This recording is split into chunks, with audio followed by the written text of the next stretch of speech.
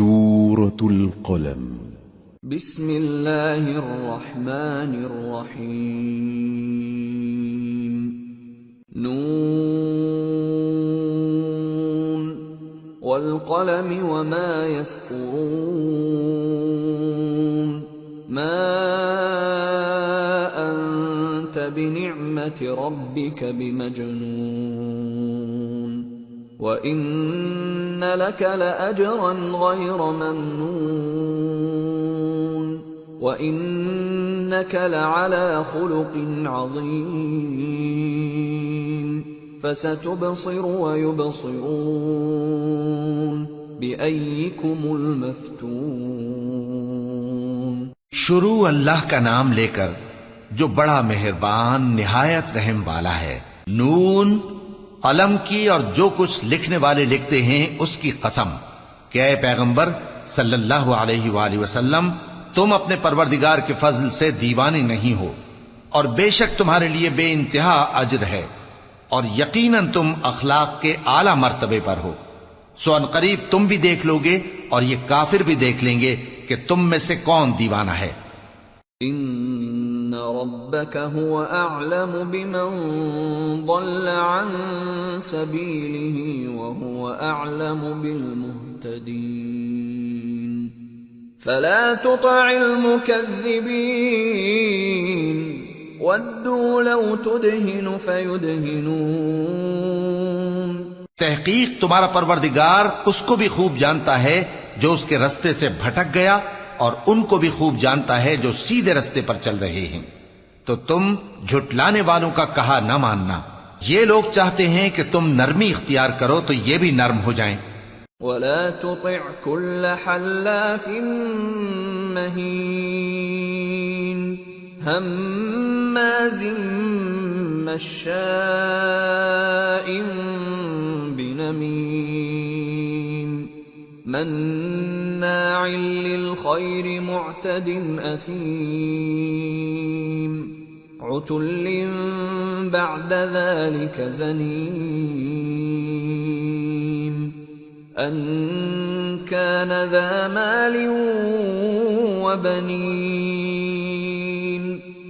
إِذَا تُتْلَى عَلَيْهِ آيَاتُنَا قَالَ أَسَاطِيرُ الْأَوَّلِينَ سَنَسِمُهُ عَلَى الْخُرْطُومِ۔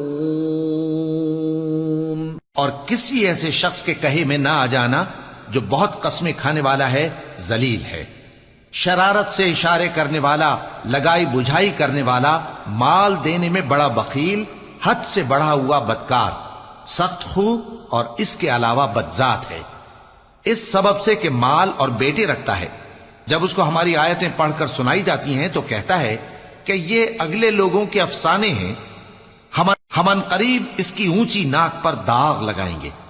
اِنَّا بَلَوْنَاهُمْ كَمَا بَلَوْنَا أَصْحَابَ الْجَنَّةِ إِذْ أَقْسَمُوا لَيَصْرِمُنَّهَا مُصْبِحِينَ وَلَا يَسْتَثْنُونَ فَطَافَ عَلَيْهَا طَائِفٌ مِّن رَّبِّكَ وَهُمْ نَائِمُونَ فَأَصْبَحَتْ كَالصَّرِيمِ۔ ہم نے ان لوگوں کی اسی طرح آزمائش کی ہے جس طرح باغ والوں کی آزمائش کی تھی جب انہوں نے قسمیں کھا کھا کر کہا کہ صبح ہوتے ہوتے ہم اس کا میوہ توڑ لیں گے، اور انشاءاللہ نہ کہا۔ سو وہ ابھی سو ہی رہے تھے کہ تمہارے پروردگار کی طرف سے راتوں رات اس پر ایک آفت پھر گئی، تو وہ ایسا ہو گیا جیسے کٹی ہوئی کھیتی۔ فَتَنَادَوْا مُصْبِحِينَ أَنِ اغْدُوا عَلَى حَرْثِكُمْ إِن كُنتُمْ صَارِمِينَ فَانطَلَقُوا وَهُمْ يَتَخَافَتُونَ أَلَّا يَدْخُلَنَّهَا الْيَوْمَ عَلَيْكُمْ مِسْكِينٌ وَغَدَوْا عَلَى حَرْدٍ قَادِرِينَ فَلَمَّا رَأَوْهَا قَالُوا إِنَّا لَضَالُّونَ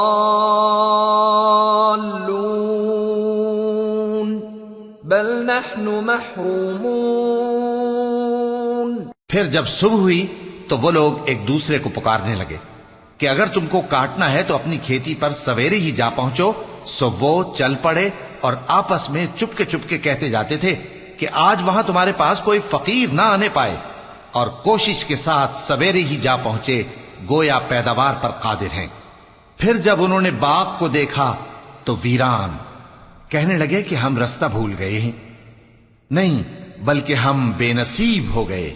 قال أوسطهم ألم أقل لكم لولا تسبحون. قالوا سبحان ربنا إنا كنا ظالمين. فأقبل بعضهم على بعض يتلاومون. قالوا يا ويلنا كنا طاغين. عسى ربنا أن يبدلنا خيرا منها إنا إلى ربنا راغبون. كذلك العذاب ولعذاب الآخرة أكبر لو كانوا يعلمون.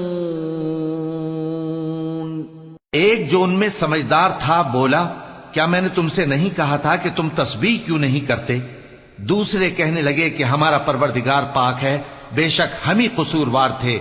پھر لگے ایک دوسرے کی طرف رخ کر کے ملامت کرنے، کہنے لگے ہائے شامت، ہم ہی حد سے بڑھ گئے تھے. امید ہے کہ ہمارا پروردگار اس کے بدلے میں ہمیں اس سے بہتر باغ عنایت کرے. ہم اپنے پروردگار کی طرف رجوع کرتے ہیں. دیکھو عذاب یوں ہوتا ہے، اور آخرت کا عذاب سب سے بڑھ کر ہوگا. کاش یہ لوگ جانتے ہوتے. ان للمتقین عند ربهم جنات النعیم. افنجعل المسلمین كالمجرمین. ما لكم كيف تحكمون. أم لكم كتاب فيه تدرسون. إن لكم فيه لما تخيرون. أم لكم أيمان علينا بالغة إلى يوم القيامة إن لكم لما تحكمون. سلهم أيهم بذلك زعيم. أم لهم شركاء فليأتوا بشركائهم إن كانوا صادقين. پرہیزگاروں کے لیے ان کے پروردگار کے ہاں نعمت کے باغ ہیں. کیا ہم فرما برداروں کو نافرمانوں کی طرح نعمتوں سے محروم کر دیں گے؟ تمہیں کیا ہو گیا ہے؟ کیسی تجویزیں کرتے ہو؟ کیا تمہارے پاس کوئی کتاب ہے جس میں یہ بات پڑھتے ہو کہ جو چیز تم پسند کرو گے وہ تم کو ضرور ملے گی؟ یا تم نے ہم سے قسمیں لے رکھی ہیں جو قیامت کے دن تک چلی جائیں گی کہ جو کچھ تم طے کر لو گے وہ تمہارا ہوگا؟ ان سے پوچھو کہ ان میں سے کون اس کا ذمہ لیتا ہے؟ کیا اس قول میں ان کے کچھ شریک ہیں؟ اگر یہ سچے ہیں تو اپنے شریکوں کو لے آئیں. يوم يكشف عن ساق ويدعون إلى السجود فلا يستطيعون. خاشعة أبصارهم ترهقهم ذلة وقد كانوا يدعون إلى السجود وهم سالمون. جس دن پنڈلی سے کپڑا اٹھا دیا جائے گا اور کفار سجدے کے لیے بلائے جائیں گے، پھر وہ سجدہ نہ کر سکیں گے. ان کی آنکھیں جھکی ہوئی ہوں گی اور ان پر ذلت چھا رہی ہوگی، حالانکہ پہلے اس وقت سجدے کے لیے بلائے جاتے تھے جبکہ وہ صحیح و سالم تھے.